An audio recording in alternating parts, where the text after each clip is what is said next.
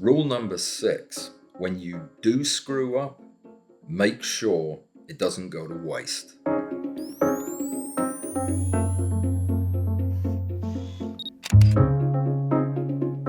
I'm recording this video on the Saturday of the live stream because I didn't want to go to bed without getting one of the rules taken care of. The other 5 rules I didn't follow, and today's debacle was the result of that.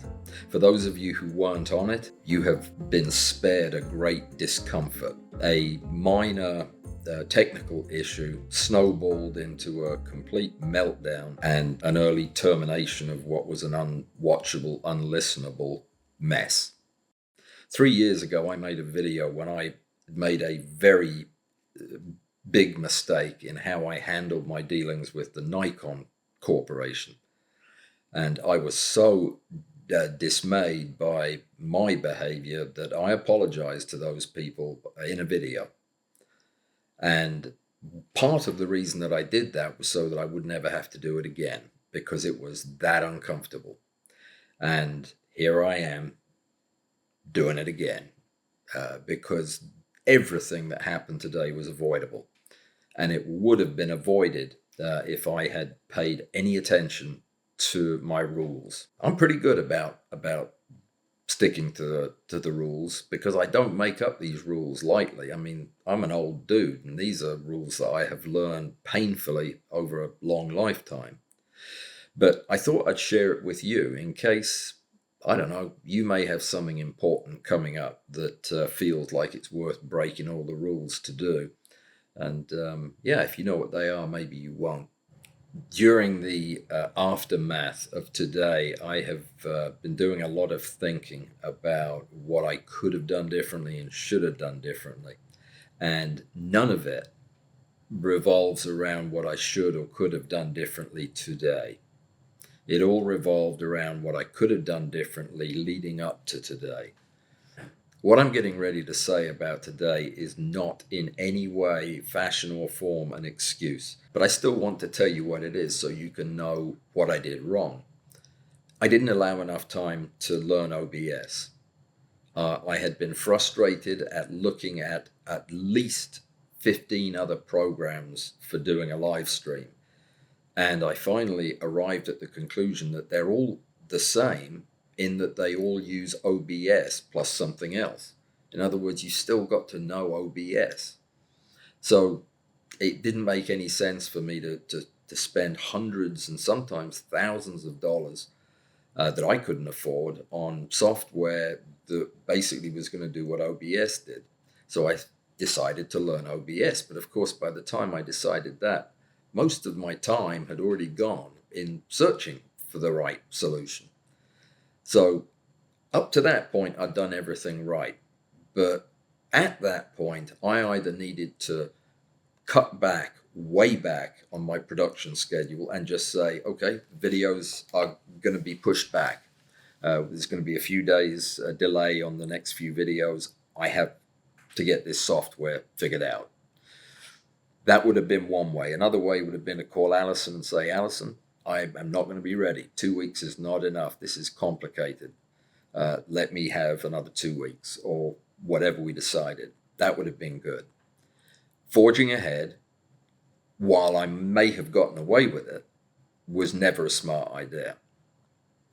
Waking up on Thursday with a temperature of 101 and a cough and no voice was a pretty strong tip that maybe now would be a good time to delay. But by that point, it was a sunk cost. I'd already learned the software, and I thought I'd learned the software. I'd already learned enough of the software not to know what I was doing. But yeah, I thought, well, we've come this far, and it's just a little flu. I mean, it's not like I have to run a marathon. I just have to do this thing. That was a huge mistake. There is absolutely no time you want to be doing something like this, something complicated and technical that involves other people, when you are feeling like I am feeling now. So, big mistake. The next mistake was really just inexcusable to believe that everything was going to go my way. Practicing for the best case scenario instead of the worst case scenario is lazy and kind of stupid. And that's what I did. I practiced as if everything was going to go just hunky dory. That's not even rational thinking, because that just doesn't happen. But the belief that somehow the limited use case way I had learned this software would be all I would need, when in fact just one little wrinkle, no sound from the Zoom feed, left me completely high and dry because I wasn't prepared. So that kind of comes right back around. But there's another lesson in that not being prepared. There is no reason that I shouldn't have been prepared for the no sound with Zoom over OBS thing. That is a known problem. People have been writing about that, making videos about it for years. I found that out after the fact, and there is no excuse for that. I'm getting ready to go on a live stream event that's important to me and important to everybody that's involved. And I haven't done the background research to find out what the known issues are with the software. Well, shame on me. The way I would characterize my mindset going into today, it would be just like if you were given Photoshop for Christmas, and the day after Christmas you spent 2 hours without a book or a video, just trying to learn it on your own. 2 days after Christmas, I want you to use Photoshop to edit some photographs in public in front of a large crowd of people who are going to be watching your every move.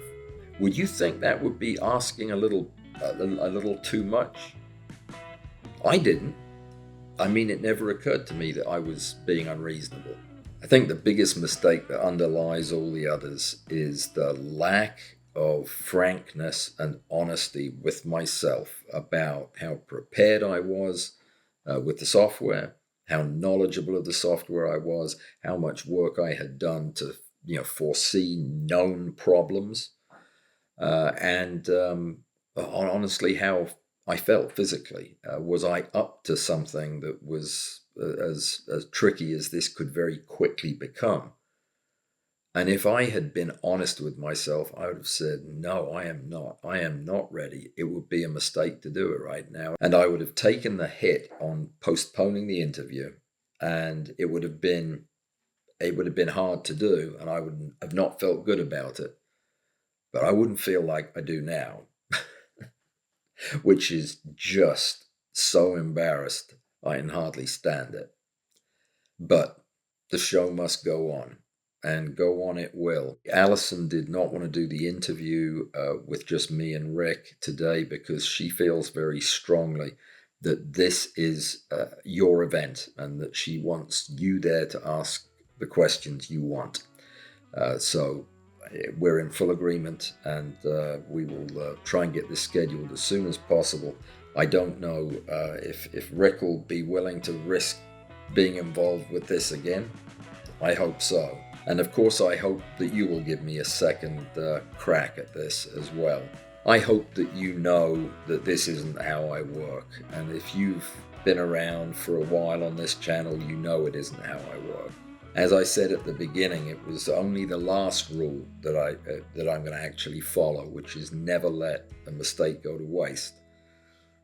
Telling you about this tonight and kind of solidifying it for me and getting clarity on what was done wrong is helpful. It may or may not be helpful to you, but if you take nothing else from this, I'm sorry. Sorry for wasting your time, letting you down, and frustrating you today. Mea Culpa. I will do what I need to make sure it doesn't happen again. And let's make this my last apology video for another, say, 5 years. Thanks for watching. Take care.